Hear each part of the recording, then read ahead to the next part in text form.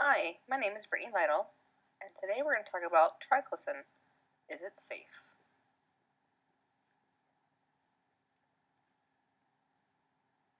In this video, I'm going to talk about identification, where you can find it in doses, exposure, consumer products, occurrence of adverse effects, management, some key takeaways, and the references.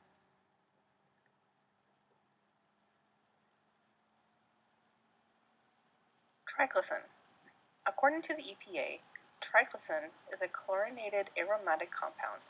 Its functional groups include both phenols and ethers. It is used as a synthetic broad-spectrum antimicrobial agent. Triclosan was registered as a pesticide in 1969. Triclosan is an antimicrobial active agent contained in a variety of products where it acts to slow or stop the growth of bacteria, fungi, and mildew.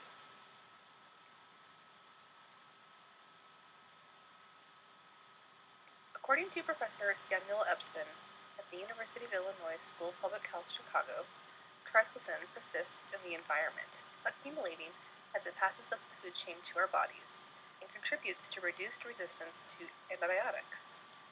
At Virginia Tech University, a team of researchers in April 2005 reported that some toothpastes and soaps create a chloroform gas when the triclosan in these products reacts with chlorinated tap water. Triclosan also interacts with free chlorine in tap water and degrades under sunlight to produce chloroform, which is both toxic and carcinogenic following inhalation or skin absorption, particularly while bathing in warm water. Triclosan has been shown to produce toxic hormonal effects known as endocrine disruption on the development of the thyroid gland in tadpoles and on sex ratios and fin lengths in fish. Lab studies on rats have shown that triclosan is toxic to normal liver enzymes. In humans, this preservative has been linked to allergies, asthma, and eczema. In 1997, FDA reviewed extensive effectiveness data on triclosan in Colgate Total toothpaste. The evidence showed that triclosan in that product was effective in preventing gingivitis. For other products, such as over-the-counter consumer antiseptic products, FDA has not received evidence that triclosan provides a benefit to human health.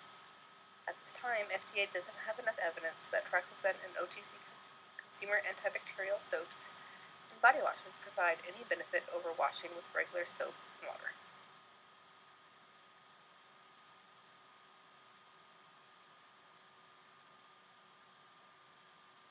The FDA states that triclosan can be found in many places today. It has been added to many consumer products like clothing, kitchenware, furniture, and toys to prevent bacterial contamination. Because of that, people's long-term exposure to triclosan is higher than previously thought, raising concerns about the risks associated with the use of this ingredient over a lifetime. A consumer report from the FDA reported some short-term animal studies have shown that exposure to high doses of triclosan has been associated with a decrease in the levels of some thyroid hormones. However, we don't know the significance of those findings to human health. Other studies have raised the possibility that exposure to triclosan contributes to making bacteria resistant to antibiotics.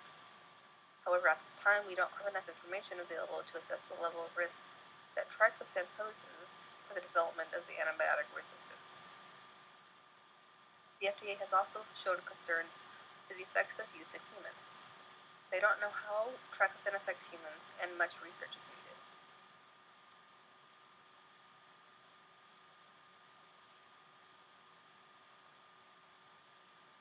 According to Professor Samuel Epstein at the University of Illinois School of Public Health, water testing studies by the U.S. Geological Survey have found that triclosan is among the top 10 persistent contaminants in U.S. rivers, streams, lakes, and underground aquifers, which is a huge risk. The EPA has done an exposure assessment of triclosan, finding that the use of products containing triclosan may result in indirect dietary exposure, like exposure to food as a result of the use of triclosan in paper, adhesives, countertops, cutting boards, ice-making equipment, and conveyor belts. Exposure attributable to these uses was included in the aggregate assessment in the 2008 RED, and no dietary risks of this concern were identified. The EPA anticipates the need to conduct an occupational exposure assessment on the HVAC use and on open pouring mixing of triclosan during material preservation. EPA has not assumed that triclosan has a common mechanism of toxicity with other substances with a cumulative assessment. EPA plans to conduct an aggregate assessment to account for exposure to triclosan from dietary and residential post-application exposures. The aggregate assessment will estimate risk based on the aggregated exposure of EPA and FDA using biological monitoring data. EPA takes into account the available and reliable information concerning exposures to pesticide residues in food and drinking water, as well as non-occupational pesticide exposures.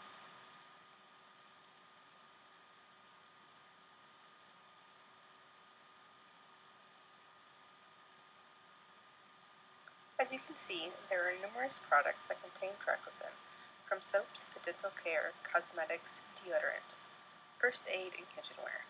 Some of these products you may be using today.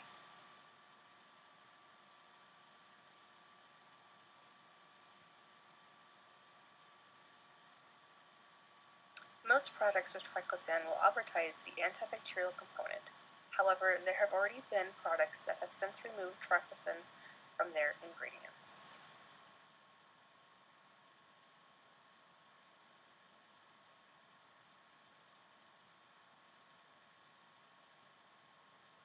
Additional products that contain triclosan include personal care items, clothes, office and school supplies, as well as earplugs, humidifiers, vacuums, yoga mats, and plenty of others.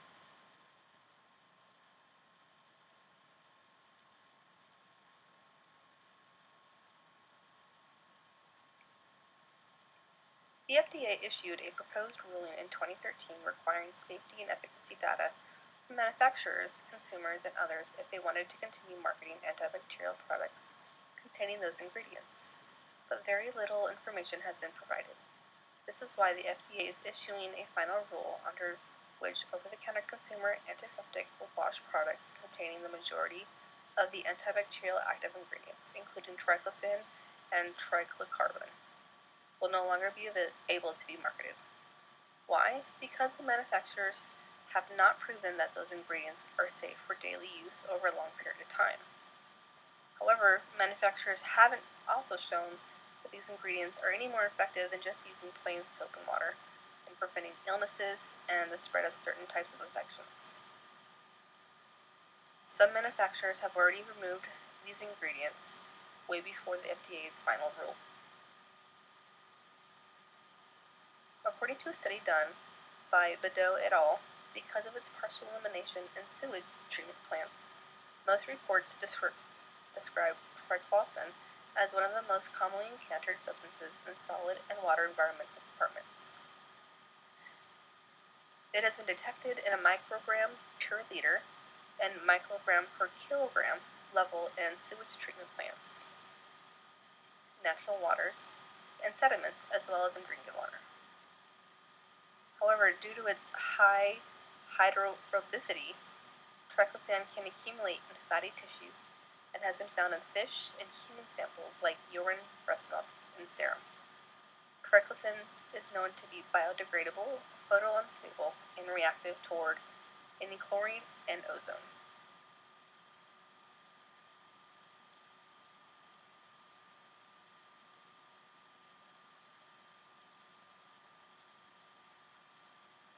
The FDA's final ruling on September 2, 2016, covers only consumer antibacterial soaps and body washes that are used with water.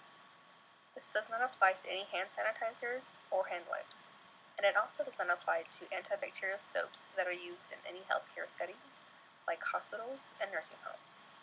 This also includes liquid, foam, gel hand soaps, bar soaps, and body washes.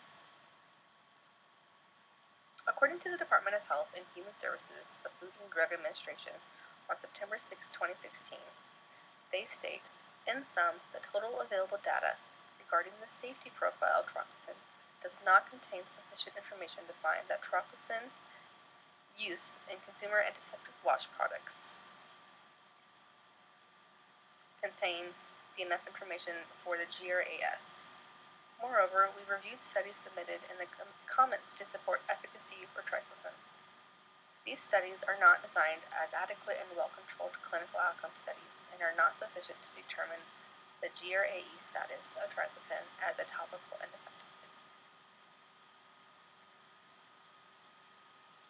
The Department of Health and Human Services also state that they find that the insufficient data were submitted to the docket to demonstrate the effectiveness of triclosan for use as a consumer antiseptic wash product. Therefore, triclosan is not GRAE for use in consumer antiseptic wash products.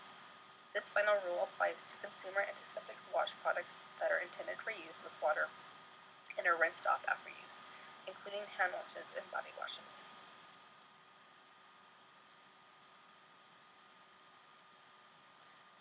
Some key takeaways include trying to avoid products that contain triclosan. Using regular soap and water is just as effective, if not better for you. If you break out because of the use of triclosan products, or you find products still containing triclosan, report it to the FDA. And to better understand the effects on humans long term, more research needs to be done.